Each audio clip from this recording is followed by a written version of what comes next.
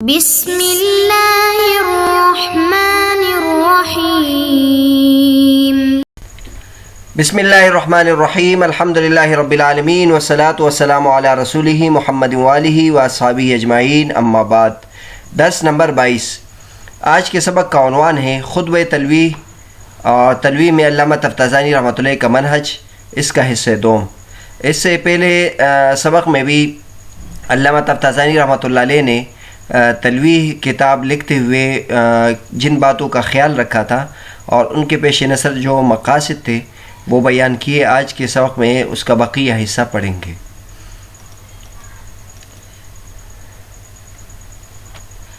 فرماتے ہیں وَسَيَجِدُ الْغَائِسُ فِي بِحَارِ التَّحْقِيقِ الْفَائِزُ عَلَيْهِ أَنْوَارُ التَّوْفِيقِ مَا أَوْدَعْتُ هَذَا الْكِتَابَ الَّذِي لَا يَسْتَكْشِفُ الْقِنَاعَ عَنْ حَقَائِقِهِ إِلَّا الْمَاهِرُ مِنْ عُلَمَاءِ الْفَرِيقَيْنِ ولا يستاهل للاطلاع على دقائقه إلا البارع في أصول المذهبين مع بزاعة في صناعة التوجيه والتعديل وإحاطة بقوانين الاكتساب والتحصيل، والله سبحانه ولي الإعانة والتأييد والمليء بإفادة الإصابة والتسديد وهو حسبي ونعم الوكيل۔ فرماتے ہیں وسيجد الغائس في بحار التحقیق، اور ان قریب پائے گا وہ شخص جو تحقیق کے سمندر میں غوطہ لگانے والا ہے، الفائز علیہ انوار توفیق، اور جس پر تنویر کے انوارات، توفیق کے انوارات پھیلے ہوئے ہیں۔ ما اودعت هذا الکتاب، وہ باتیں پائے گا جو میں نے اس کتاب میں ودیعت رکھی ہے۔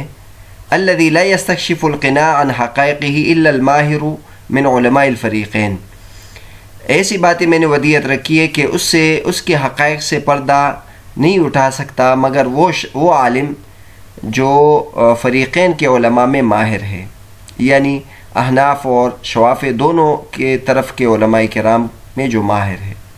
ولا يستاهل للاطلاع على دقائقه الا البارع في اصول المذهبين، اور ان باتوں کے دقائق پر مطلع ہونے کا اہل نہیں ہو سکتا مگر وہ شخص جو عالم ہو دونوں مذہبوں کے اصول میں ماہر ہو۔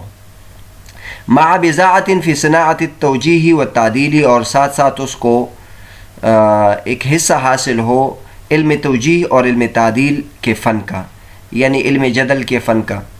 وإحاطة بقوانین الاکتساب والتحصیل، اور ساتھ ساتھ اس کو احاطہ ہو علم اکتساب اور علم تحصیل کے قوانین کا، یعنی علم منطق کے کبھی ماہر ہو۔ واللہ سبحانہ ولی الإعانة والتأیید، اللہ تبارک و تعالی مدد اور تقویت دینے کے مددگار ہیں۔ والملی، اور اللہ تبارک و تعالی غنی ہے بحفاظت الاصابت، بہت زیادہ درست کام کرنے کی مہربانی کرنے سے غنی ہے، و تسدید اور درستگی کے۔ وہ حسبی، اور وہ میرے لیے کافی ہے اور وہ میرے لیے بہترین کارساز ہے۔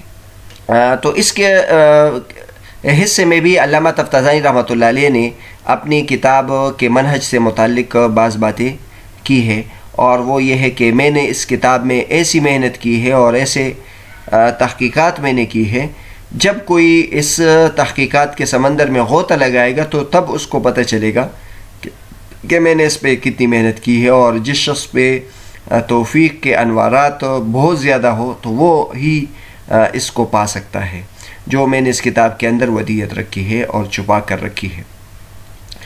اور آگے فرماتے ہیں کہ اس کتاب سے کما حقوق و فائدہ وہ شخص اٹھا سکتا ہے جو دونوں فریقین کے علماء کرام کا ماہر ہو، یعنی اصول حنفیہ کا بھی ماہر ہو اور اصول شوافع کا بھی ماہر ہو۔ پہلے بھی ہم نے بتایا تھا کہ اس کتاب کی یہ خصوصیت ہے کہ یہ اصول شوافع کے منہج کو بھی جامع ہے اور اصول حنفیہ کے منہج کو بھی جامع ہے۔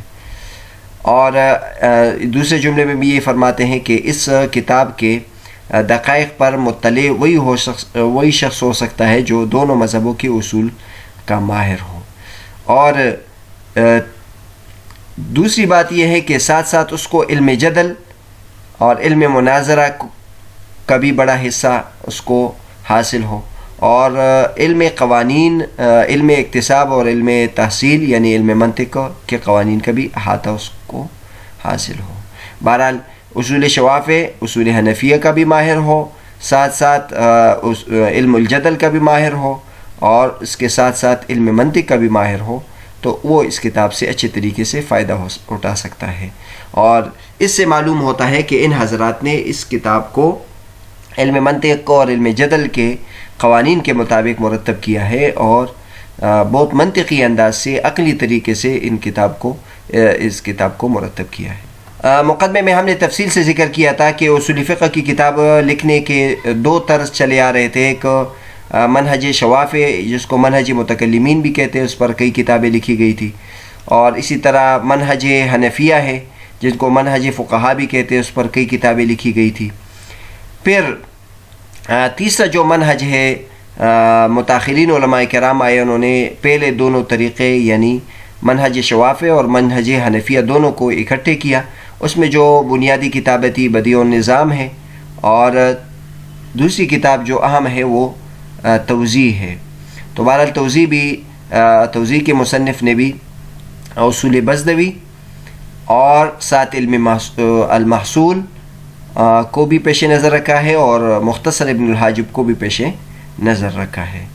تو اسی بات کی طرف علامہ تفتازانی رحمۃ اللہ علیہ اشارہ فرماتے ہیں کہ اس کتاب سے کما حق ہو فائدہ وہ شخص اٹھا سکتا ہے جو دونوں فریق یعنی دونوں مذاہب کے علماء میں ماہر شمار ہوتا ہو۔ اور یہ آپ حضرات نے مقدمے میں ملاحظہ کیا کہ خود علامہ تفتازانی رحمۃ اللہ علیہ بھی دونوں جماعتوں کے علماء، دونوں مذہبوں کے ماہر ہے، چاہے وہ حنفیہ ہو چاہے وہ شوافع ہو، دونوں مذہبوں سے واقف ہے، اور دونوں کے مذاہب میں انہوں نے کتابیں بھی لکھی ہیں، اور اسی وجہ سے ان کو دونوں مذہب کے علماء کرام نے اپنے مذہب کا شمار کیا ہے۔ احناف نے ان کو حنفیہ میں شمار کیا ہے، اور شوافع نے ان کو شوافع میں شمار کیا ہے۔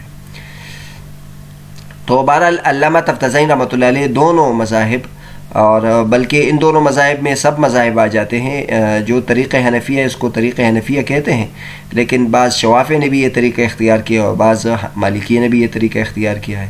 اس طرح جو طریقہ شافعیہ ہے ان کو طریقہ مالکیہ میں بعض مالکیہ نے بھی اختیار کیا ہے، اور بعض حنابلہ نے بھی اختیار کیا ہے، اور یہ بالآخر سب مذاہب اربعہ کا طریق شمار ہو جاتا ہے۔ اب اس میں جو مشکل الفاظ ہیں اس کے معنی بیان کرتے ہیں۔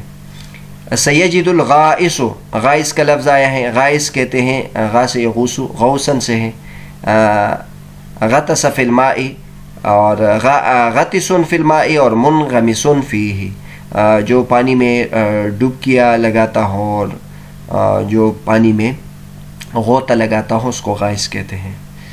الفائز، فاز یفیز فیضاً سے ہے، فیضان بمعنی پھیلنا اور زیادہ ہونے کے معنی میں ہے۔ لا یستکشف القناع، کشف یکشف سے باب استفعال سے ہے، کھولنے کی کوشش کرنے کے معنی میں ہے، اور رفع کے معنی میں ہے، اٹھانے کے معنی میں ہے۔ الفریقین کا لفظ ہے، فریقین سے مراد یہاں الحنفیہ و شافعیہ ہیں، اور ساتھ ہے بضاعت فی صناعت التوجیہ، بضاعت کہتے ہیں سلعتن کو، ما یتجر فیہ من سلع و مصنوعات وغیرہ، سامان کو کہتے ہیں، اور جس کے ذریعے سے انسان تجارت کرے، جو تجارتی سامان اس کو بضاعت کہتے ہیں، مطلب اس کے پاس حصہ ہونا چاہیے ایک، جو جس سے انسان تجارت کرتا ہے، اور یہاں حصے سے مراد یہ ہے کہ علم جدل اور علم مناظرہ کا بھی اس کو اس سے باخبر بھی ہونا چاہیے۔ علم الاکتساب و تحصیل سے مراد علم منطق ہے، اور الاصابہ کا لفظ آیا ہے، الاصابہ سے مراد الادراک والوصول الی الغایہ، مقصد کی طرف پہنچنا ہے۔ تحقیق کا لفظ آیا تھا اوپر، فی بحار التحقیق، تو تحقیق کہتے ہیں بیان الصحیح من احکام المسائل و تمییزها عن الضعیف بالدلیل، صحیح مسائل کے احکام میں سے صحیح کو بیان کرنا اور اس کو ضعیف سے ممتاز کرنا دلیل کے ساتھ۔ اودعت اودع یودع ایدان کا معنی میں ہے کتبہا فیہ ضمنہا ایاہ، مباحث کو لکھنا اور کسی کتاب میں اس کو درج کرنے کے معنی میں اودع کا لفظ استعمال ہوتا ہے. قناع کا لفظ استعمال ہوتا ہے ما یستر بہ الوجہ والرأس، جس سے چہرہ یا سر کو ڈھانپا جاتا ہے. استاہل یستاہل و اہل سے ہیں کسی چیز کا اہل ہونا. استوجب وہ استحق ہو کسی چیز کا مستحق ہونا اور اس کا مستوجب ہونا. اور علم التوجیہ و تعدیل اس کے بارے میں لکھا ہے، اس سے علم الخلاف مراد ہے، علم مناظرہ مراد ہے. علم مناظرہ میں بھی دلیل کے ذریعے سے کسی چیز کو ثابت کیا جاتا ہے. آگے انشاءاللہ یہ آ جائے گا کہ علم اصول فقہ اور علم المناظرہ علم الخلاف میں کیا فرق ہے. تو اس میں جو یعنی فرق بتائیں گے وہ یہ ہے کہ علم مناظرہ سے علم الجدل سے بھی مسائل یعنی معلوم ہوتے ہیں اور اس کے دلائل ہوتے ہیں، لیکن یہ دلائل تفصیلیہ نہیں ہوتے ہیں، قرآن و حدیث اجماع و قیاس نہیں، بلکہ علم مناظرہ کے اپنے دلائل ہوتے ہیں. اور الملی کا لفظ آیا ہے تو ملی کہتے ہیں غنی اور مقتدر، ان کے بارے میں بھرپور، یعنی جو ایک چیز سے بھرا ہوا ہو، یعنی مال کی اس کو ضرورت نہ ہو تو اس کو بھی ملی کہتے ہیں. ایک حدیث شریف میں آتا ہے عزت تو بیع علی ملیئن، کہ جب تم میں سے کوئی شخص مالدار ہو اور اس کو کوئی دین حوالے کرے تو وہ اس کو قبول کرے. اور تسدید کا لفظ آیا ہے، تسدید بھی اصابت اور درستگی کے معنی میں ہے، تصویب اس کا معنی لکھا ہے. اس جملے میں بعد استعارات بھی استعمال ہوئے ہیں تو وہ بھی بیان کرتے ہیں. الغائص فی بحار التحقیق، تحقیق کے سمندروں میں غوطہ لگانے والا، تو اس کا مطلب یہ ہے کہ تحقیق کو تشبیہ دی ہے الشیء له البحار، اس چیز کے ساتھ جس کا سمندر ہو، جیسے پانی. اور یہ استعارہ بالکنایہ ہے. پھر اس کے لیے بحار کو ثابت کیا، استعارہ تخیلیہ ہوا. اور اس طرح غوث کا لفظ اس کے لیے استعمال کیا تو یہ استعارہ ترشیحیہ ہوا، غوث اس کے ساتھ مناسب ہے. اسی طرح توفیق کی روشنیاں جس پر پھیلی ہوئی ہو، تو روشنیاں توفیق کی نہیں ہوتی، تو اس کا مطلب توفیق کو تشبیہ دی ہے اس چیز کے ساتھ جس کی روشنیاں ہوں، استعارہ بالکنایہ ہے. اور انوار کو اس کے لیے ثابت کیا تو یہ اس کا لازم ہے اور یہ استعارہ تخیلیہ ہوا. اور فائز کو اس کے ساتھ ذکر کیا، روشنی کے لیے پھیلنا مناسب ہے، تو یہ استعارہ ترشیحیہ ہوا. یہاں تک علامہ تفتزانی رحمۃ اللہ کا خطبہ مکمل ہو گیا. اور خطبے میں یعنی جو بڑے بڑے موٹے موٹے استعارات انہوں نے استعمال کیے، تو 33 استعارات انہوں نے استعمال کیے ہیں. اور یہ استعارات ہم نے علیحدہ طور پر اس لیے ذکر کیے کیونکہ عام طور پر امتحان میں جو سوال آتا ہے تو وہ خطبے کا کوئی حصہ ذکر کیا جاتا ہے اور اس میں یہ کہا جاتا ہے کہ اس جو عبارت میں، اس ٹکڑے میں جو استعارات ہیں وہ آپ بیان کریں. تو یہاں تک علامہ تفتزانی رحمۃ اللہ کا خطبہ مکمل ہوا. جس قدر جاندار خطبہ علامہ تفتزانی رحمۃ اللہ اپنی اس کتاب میں ذکر کیا ہے، علامہ تفتزانی رحمۃ اللہ کی دیگر کتابوں میں اس قدر جاندار خطبہ نہیں ہے. اور یہ خطبہ اس قدر مشہور ہوا ہے کہ اکثر جو اس کے بعد لکھنے والے علماء کرام ہیں اس میں کسی نہ کسی درجے میں اس خطبے کے الفاظ ذکر کیے جاتے ہیں یا اس کو اس کے طریقے پر ذکر کیا جاتا ہے. اور اس میں علامہ تفتزانی رحمۃ اللہ علیہ نے بہت زیادہ کمالات کا اظہار کیا ہے.